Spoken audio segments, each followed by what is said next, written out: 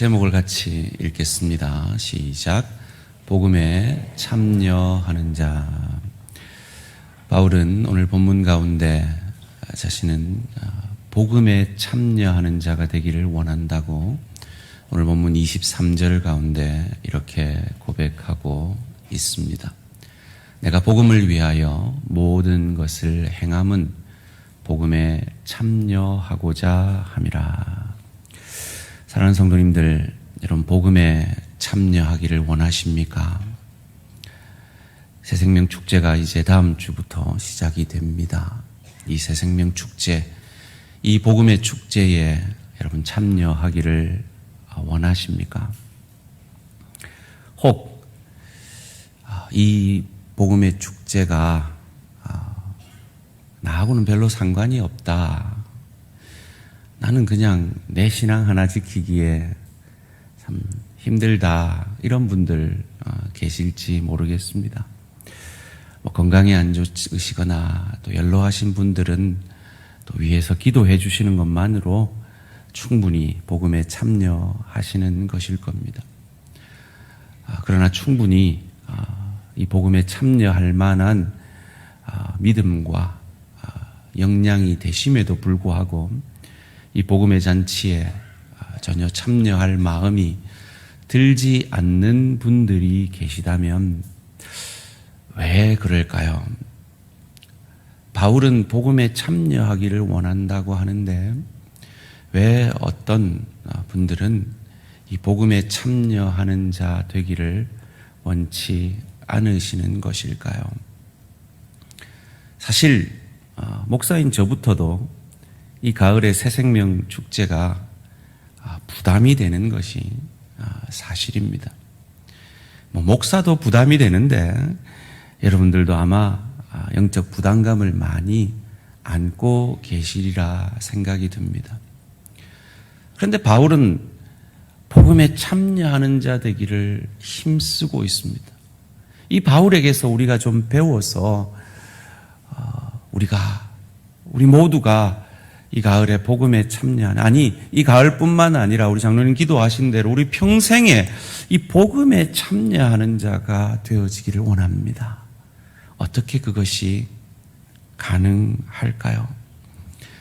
바울은 자신이 왜 복음에 참여하기를 원하는지, 왜 자신이 복음 전하기를 원하는지 그 이유를 오늘 본문 가운데 4가지로 우리에게 설명해 주고 있습니다.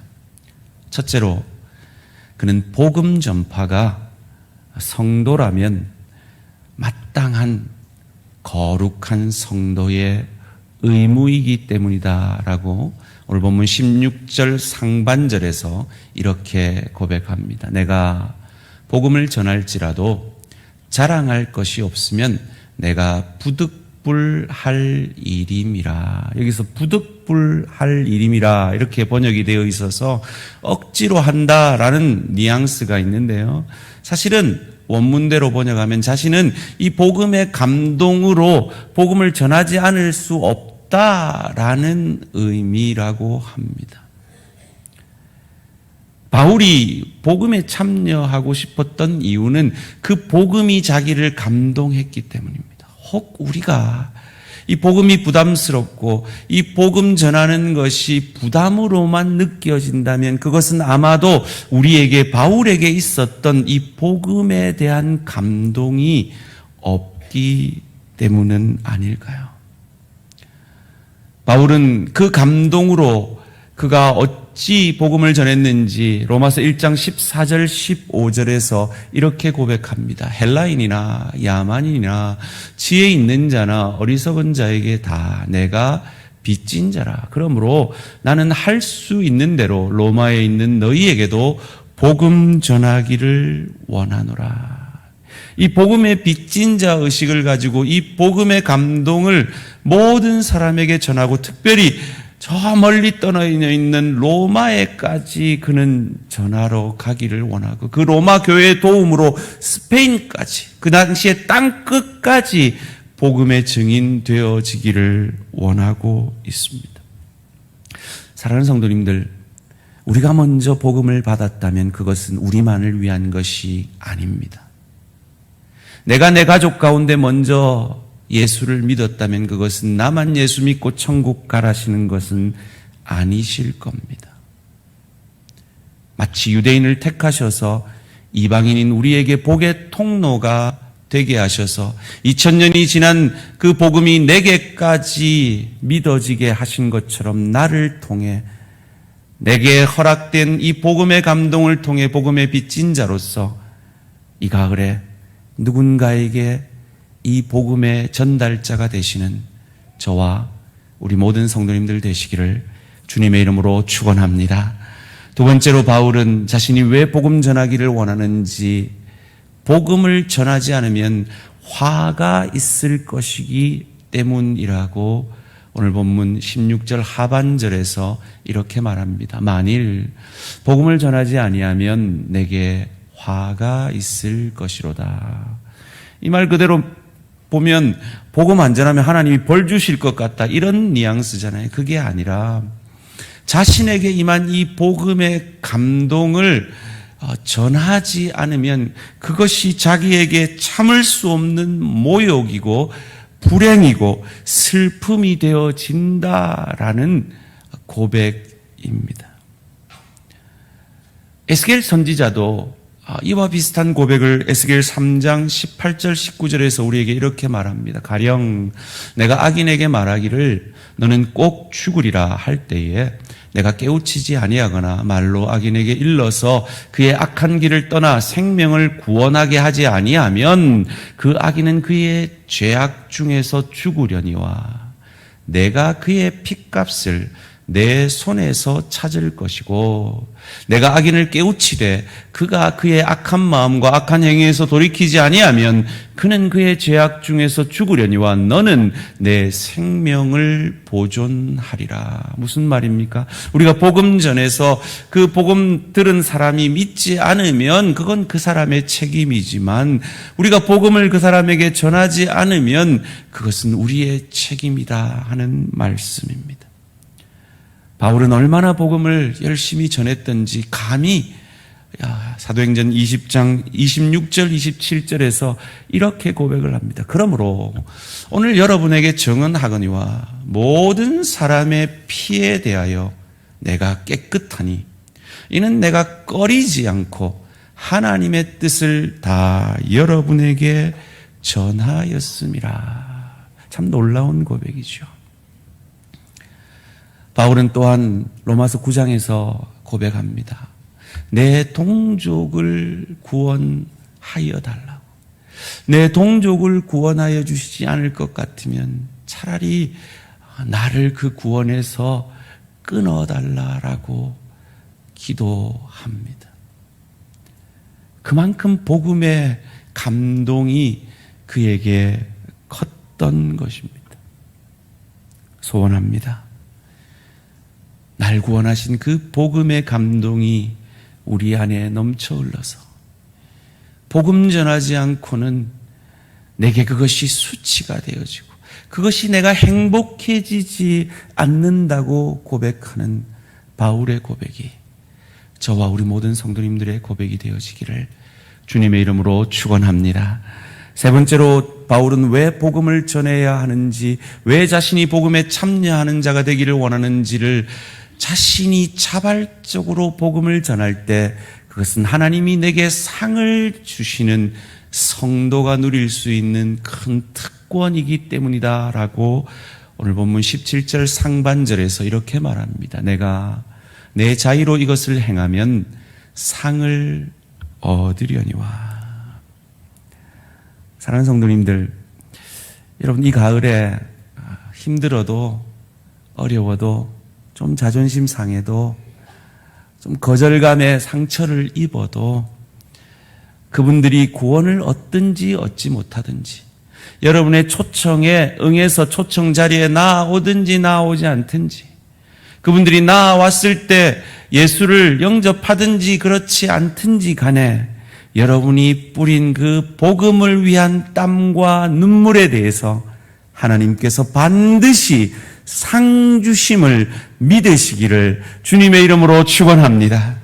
바울은 그것을 확실히 믿었기에 마지막으로 그가 복음 전파를 위해서 하는 이 일이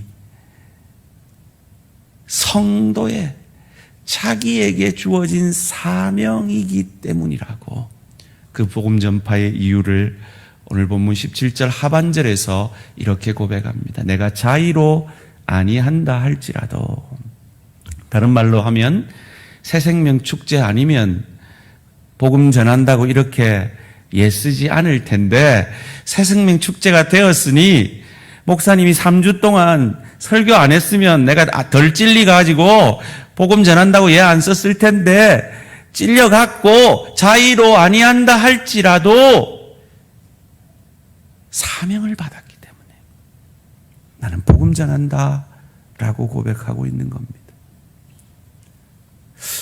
많은 사람들이 착각을 합니다.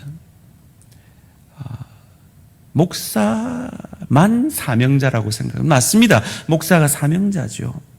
장로님들만 사명자라고 생각합니다. 맞습니다. 장로님들도 사명자죠. 그러나 성경은, 특별히 신약 성경은 우리 모든 성도들이 사명자라고 말합니다. 그것을 베드로 사도는 우리는 왕 같은 제사장들이라고 말합니다. 우리 모든 성도는 하나님 앞에 왕 같은 제사장, 복음의 사명자인 것을 믿으시기를 주님의 이름으로 축원합니다. 그러기에 우리는 이 가을에 우리의 사명대로 복음을 전해야 할 것입니다. 바울은 복음을 전하되 그 사명을 감당하되 어떠한 자세로 감당한다고 말합니까?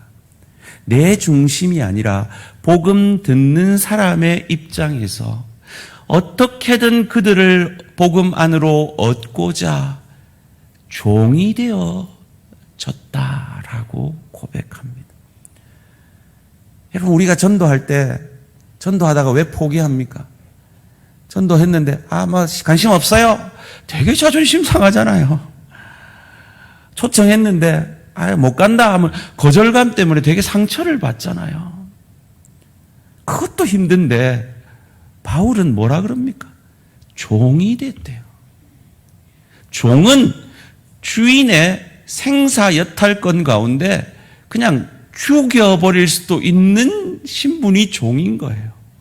그는 복음을 위해서 그렇게까지 낮아졌다라고 고백을 합니다. 19절 말씀입니다. 내가 모든 사람에게서 자유로우나 스스로 모든 사람에게 종이 된 것은 더 많은 사람을 얻고자 함이라. 어느 정도까지 종이 되었느냐? 20절에서 22절 말씀입니다. 유대인들에게는 내가 유대인과 같이 된 것은 유대인들을 얻고자 하며, 율법 아래 있는 자들에게는 내가 율법 아래 있지 아니하나 율법 아래 있는 자 같이 된 것은 율법 아래 있는 자들을 얻고자 하며, 율법 없는 자에게는 내가 하나님께는 율법 없는 자가 아니요 도리어 그리스도의 율법 아래 있는 자이나 율법 없는 자와 같이 된 것은 율법 없는 자들을 얻고자 함이라. 약한 자들에게는 내가 약한 자와 같이 된 것은 약한 자들을 얻고자 하며, 내가 여러 사람에게 여러 모습이 된 것은 아무쪼록 몇 사람이라도 구원하고자 함이니. 여러분, 방금 이 20절에서 22절 말씀을 읽으시면서 어떤 마음이 드셨습니까? 저는 이 말씀을 묵상하면서 이런 말이 툭 튀어나왔어요. 바울은 벨도 없나? 주관도 없나? 자존심도 없나? 이런 생각을 하게 만들더라고요. 그래요. 바울은 복음을 위해서라면 벨도 없는 사람 같습니다. 한 사람에게 복음이 전해지는 이 일을 위해서라면 자존심 다 내려놓은 사람 같습니다. 한 영혼을 구원한다면, 그것을 위해서라면 아무것도 아깝지 않는 사람 같습니다. 그가 그런 복음의 삶을 살면서 세상에 그런 열심을 가지고 사는 사람들과 자신을 비교합니다. 오늘 본문 24절, 25절 말씀입니다. 운동장에서 다름질하는 자들이 다 달릴지라도 오직 상을 받는 사람은 한 사람인 줄을 너희가 알지 못하느냐. 너희도 상을 받도록 이와 같이 다름질하라. 이 일을 다투는 자마다 모든 일에 절제하나니 그들은 썩을 승리자의 관을 얻고자 하되 우리는 썩지 아니할 것을 얻고자 하노라. 바울은 썩을 면류관을 구하는 운동선수들과 군사들의 비유를 들면서 자기를 기다리고 있는 그 놀라운 상과 축복을 비교하고 있습니다. 다니엘서 12장 3절에서는 복음 전파하는 자의 축복을 이렇게 말합니다. 함께 읽겠습니다. 시작. 있는 자는 궁창의 빛과 같이 빛날 것이요 많은 사람을 옳은 대로 돌아오게 한 자는 별과 같이 영원토록 빛나리라. 아멘. 하나님 앞에서 복음 전하는 자는 스타래요. 요즘 우리 어린 아이들이 제일 되고 싶은 게 스타라잖아요. 복음 전하는 자를 하나님 보시기에는 스타로 보신다는 거예요. 지금 바울은 사도권을 자기가 개척한 고린도 교회 성도들에게서 의심받고 공격을 받고 있습니다. 뭐라고요? 다른 사람들 봐라. 부인하고 같이 다니면서 다 교회가 주는 사례를 받으면서 다니잖아. 근데 사도 바울 봐라. 지가 자신 없으니까 텐트 지어가면서 지가 돈 벌어가면서 우리한테 복음 전했잖아. 이건 사도가 아닌 거야. 이런 공격에 변명을 하는 그 과정 속에서 바울은 고백합니다. 오늘 본문 18절 말씀입니다. 그런즉 내 상이 무엇이냐? 내가 복음을 전할 때 값없이 전하고 복음으로 말미암아 내게 있는 권리를 다 쓰지 아니하는 이것이로다. 왜요? 이 땅에서의 상이 아니라 이 땅에서의 인정과 대우가 아니라 하나님 앞에서 받을 그 상을 그는 기대하고 바라보고 있기 때문입니다. 세상이 주는 상과 그 상의 차이점이 무엇입니까? 운동선수가 메달을 따죠. 저는 그 구절들을 묵상하면서 아주 옛날에 제가 들었던 라디오 방송이 생각이 났어요. 그 라디오가 긴급 속보라 그러면서 강수연 씨가 우리나라 최초로 세계영화제에서 여우주연상을 받았다는 거예요. 와, 대단하다. 요즘은 참 흔한 일이지만 그때 당시만 해도 처음이었거든요. 근데 강수연 씨가 어느 인터뷰에서 하는 인터뷰가 너무 기뻤다는 거예요. 그런데 그 기쁨이 하루가 가지 않더랍니다. 승리자들에게, 승리하고 온 군사에게 월계관을 씌워줍니다. 꽃으로 만들었죠. 화려합니다. 영광스럽습니다. 그러나 그 월계관은 일주일이 지나지 않아 시들어버립니다.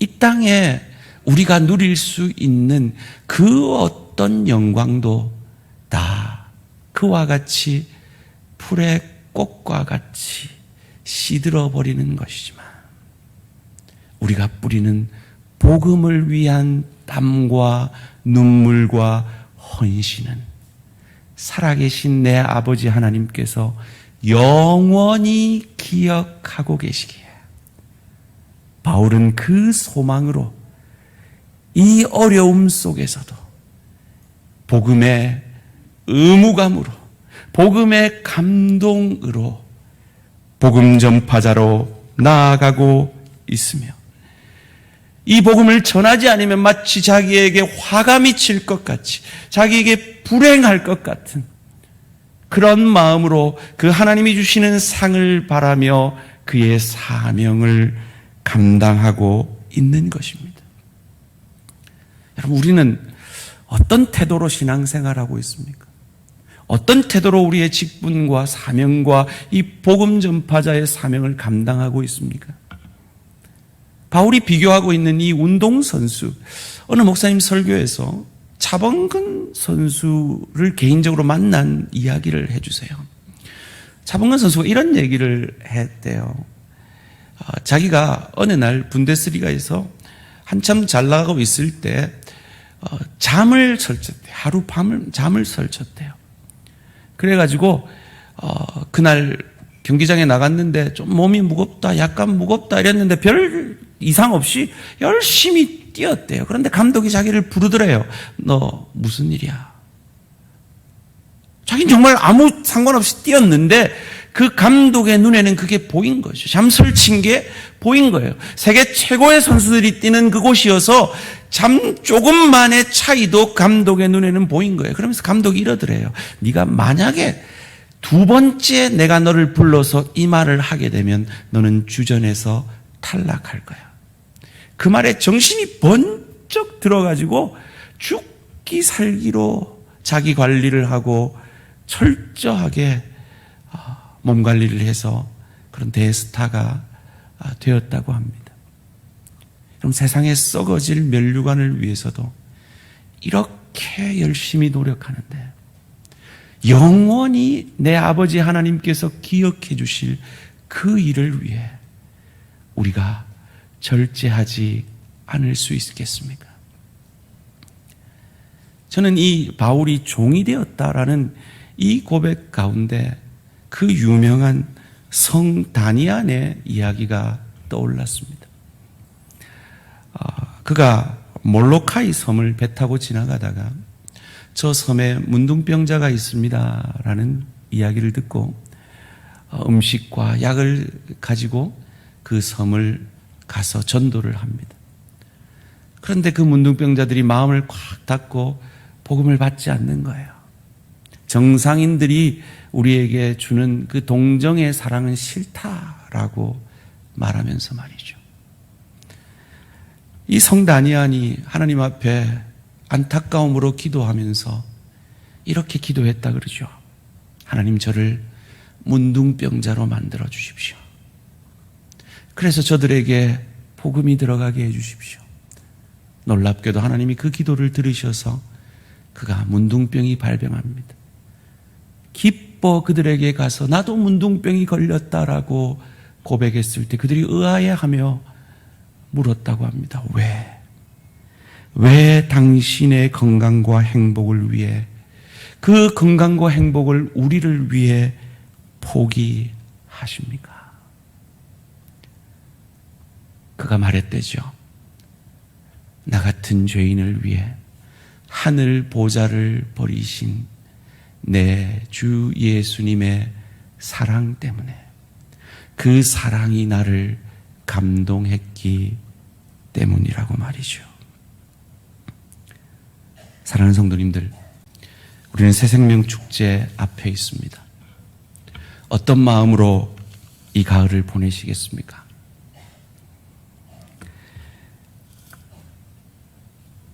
백 년 전에 사람이 이 평생 만날 사람을요, 요즘은 하루에 집 밖에 나가서 집으로 돌아오는 그 하루 사이에 100년 전 사람이 평생 만날 사람을 다 만나고 온대요. 여러분 한번 여쭤볼게요. 지난 한 주 바쁘셨죠? 바쁘셨죠? 우리 할매들 빼고, 아니다. 우리 할매들도 상당히 바쁘시더라고요. 막 복지센터 가서 이것도 하셔야 되고 막 바쁘시더라고요. 참 바쁜 삶을 삽니다. 목사님, 네, 바빠요. 바쁜데 뭐 전도까지 하라세요. 뭐 새생명 축제, 나는요 너무 바빠서 내하고는 상관이 없어요. 그렇게 생각하실지 모르겠습니다. 바울만큼 바쁜 사람이 있었습니까? 그런데 그 바울이 복음을 위해서 자기는 하고 싶고 할 수 있는 그것을 포기한다라고, 절제한다라고 오늘 본문 27절에서 이렇게 고백합니다. 내가 내 몸을 쳐 복종하게 함은 내가 남에게 전파한 후에 자신이 도리어 버림을 당할까 두려워함이라. 실제로 그는 이 고백을 절실하게 하고 있을 것입니다. 왜냐하면 그는 참으로 열심히 하나님을 위해서 평생을 최선을 다해 열정적으로 산 사람입니다. 그런데 그가 다메섹 도상에서 예수님을 만나고 깨닫게 되지요. 그의 인생은 방향 없는 열심이었고 권투 선수가 허공을 향하여서 주먹을 흔드는 것과 같은 헛된 삶이었다라고요. 26절 말씀입니다. 그러므로 나는 다름질하기를 향방 없는 것 같이 아니하고 싸우기를 허공을 치는 것 같이 아니하며. 그는 이 고백을 절실하게 하고 있습니다. 그는 하나님을 위해서 하나님을 열심히 핍박했던 사람입니다. 그것을 그가 몰랐어요. 깨닫지 못했어요. 언제까지요? 다메섹 도상에서 하나님을 만나기 전까지요. 그 다메섹 도상에서 그의 영적 눈이 어두워지기 전까지, 그의 육적인 눈이 어두워지기 전까지 그의 영적 눈이 장님인 것을 그는 깨닫지 못했어요. 그저 하나님을 위해서 열심히 사는 줄만 알았어요. 그런데 그 열심이 오히려 하나님을 핍박하는 것임을 예수님의 음성을 통해 깨닫습니다. 누구세요? 물으니 나는 내가 핍박하는 예수라. 그렇죠. 그가 정말 예수님이 가장 사랑하셨던 그 스데반, 성경에 나온 인물 중에 가장 온유했던 그 스데반이 죽을 때 바울은 뭐 하고 있었습니까? 쳐라고 명령하고 그의 행동대원들의 옷을 맡아주고 있지 않았습니까? 예수님을 향하여서 스데반이 하늘을 바라보며 저들을 용서하여 주시옵소서. 저들이 하는 일을 알지 못하나이다. 그 고백 가운데 예수님이 아프셨죠.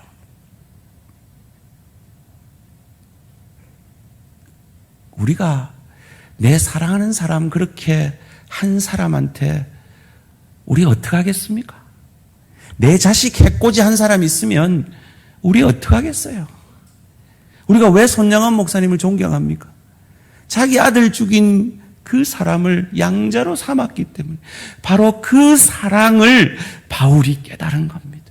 그 주님의 사랑을 문둥병자가 된 것이 아니라 하늘 보좌를 버리고 친히 하나님이 인간이 되신 이 놀라운 사랑으로 하나님을 위해 하나님을 핍박하던 자기를 위해 죽으셨다는 이 깨달음이 아나니아의 기도를 통해 그의 눈에 비늘이 벗겨짐으로 그의 육신의 눈뿐만 아니라 영적 눈이 열려지고 아라비아에 가서 3년 동안 성경을 연구하니 이 성경의 구약의 말씀들이 다 그 예수님 오실 메시아에 관한 말씀이라는 것을 그가 깨닫게 되어짐으로 나 같은 죄인을, 죽어 마땅한 나 같은 죄인을 사울아 사울아 불러주시고 만나주시고 나를 복음을 위한 사도로 삼아주신 이 하나님의 은혜에 대한 감격과 감동이 그의 마음에 있었기에 참으로 슬픈 내가 개척한 그 교회 성도들에게 의심받고 모욕당하는 그 순간에도 에이 내 복음 안 전해 이렇게 아니하고 그래도 나는 이 복음의 사명을 감당하겠다라고 그는 고백하고 있는 것입니다. 하나님이 쓰신 모든 사람은 이 자기 죄인됨에 대한 깨달음이 있었습니다. 아브라함이 그러했습니다. 아내를 2번이나 팔아먹지 않았습니까? 모세가 그러했습니다. 민족을 구원하려고 애굽 사람을 죽였습니다. 다윗이 그러했습니다. 하나님의 그 크신 축복을 누릴 그때에 남의 여인을 뺏어 간음을 했습니다. 그것을 감추려고 그 여인의 남편을 죽였습니다. 그런데 그런 하나님의 사람들을 하나님은 외면하지 아니하시고 용서하여 주시고 하나님의 복음의 도구로 사용하여 주신 것처럼 저와 여러분을 그 복음의 사도로 불러주심을 감사하시는 저와 우리 모든 성도님들 되시기를 주님의 이름으로 축원합니다. 여러분 지금 한번 뭔가 떠올려 보십시오. 좀 아픈 기억일지 모르겠지만 한번 뭔가를 떠올려 보십시오. 아무도 모르는 내 죄, 심지어 내 배우자도, 내 부모도, 내 자녀도, 나와 가장 친한 친구도 모르는, 나만 알고 하나님만 아시는 내 죄. 그 죄만 생각하면 몸부림이 쳐지고 내가 어떻게 구원받을 수 있나라고 의심되어지는 그 나의 죄를 예수 그리스도의 십자가 보혈로, 그의 부활하심으로 그 예수를 주로 고백하는 저와 여러분에게 그 죄가 눈과 같이 희어졌음을 믿으시기를 주님의 이름으로 축원합니다. 그 죄가 동이 서에서 먼 것 같이 사라졌음을 믿으시기를 주님의 이름으로 축원합니다. 나는 기억하지만 그 죄를 하나님께서 기억 아니하시겠다고 약속하심을 믿으시기를 주님의 이름으로 축원합니다. 그런 부족한 나의 이름을 그의 손바닥에 새기시고 나를 기억하시고 나의 이름을 기억하시고 나의 이름을 불러주신 그 주님의 사랑과 은혜 앞으로 다시금 우리의 마음이 향할 때, 바울이 아마 복음에 낙심이 될 때, 복음 전하기 힘들 때 떠올렸을지 모르는 그가 죽인 스데반의 죽음을, 그럼에도 불구하고 그를 용서하여 주시고 사도로 불러주신 그 주님의 사랑에 다시 한번 힘을 얻고 복음의 사명자로 설 수 있었던 것처럼 나 같은 죄인 살리신 주님의 은혜 놀랍고 주님을 만난 그 첫사랑의 감격이 우리 안에 회복되어지므로 바울처럼 복음에 참여하기 원하는 우리 모든 대한가족들 되어지기를 주님의 이름으로 축원합니다. 아멘 하셨는데 또 복음 전하려고 하니까 앞이 깜깜하시죠? 이놈의 남편 말 안 들을 낀데 어쩌면 좋노? 이놈의 자식들을 말 안 듣고 바쁘다 할 건데 어쩌면 좋노? 싶으시죠? 마가복음 9장 28절 29절을 믿음으로 고백합니다. 시작. 집에 들어가심에 제자들이 조용히 묻자오되 우리는 어찌하여 능히 그 귀신을 쫓아내지 못하였나이까. 이르시되 기도 외에 다른 것으로는 이런 종류가 나갈 수 없느니라 하시니라. 기도 외에 다른 것으로는 한 영혼이 변화될 수 없습니다. 그래서 저희가 내일부터 일주일간 한 영혼의 구원을 위해 함께 기도하기를 원합니다. 아직까지도 복음의 감동이 회복 안 되신 분들은 그냥 복음 전할 생각하지 마시고 새벽에 나오셔서 하나님, 제가 이전에 그 복음에 대한 감동 다시 회복하게 해주십시오. 기도하십시오. 아직 그 복음의 감동을 한 번도 맛보지 못하신 분이 계시다면 하나님, 저도 그런 거 한번 맛보게 해주십시오라고 나와 기도해 보시기 바랍니다.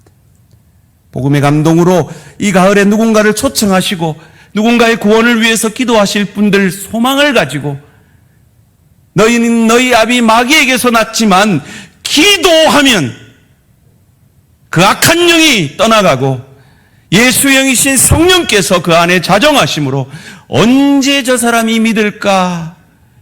그런 생각을 했던 것이 언제였던가 고백하게 될 그날이 있을 줄 믿습니다.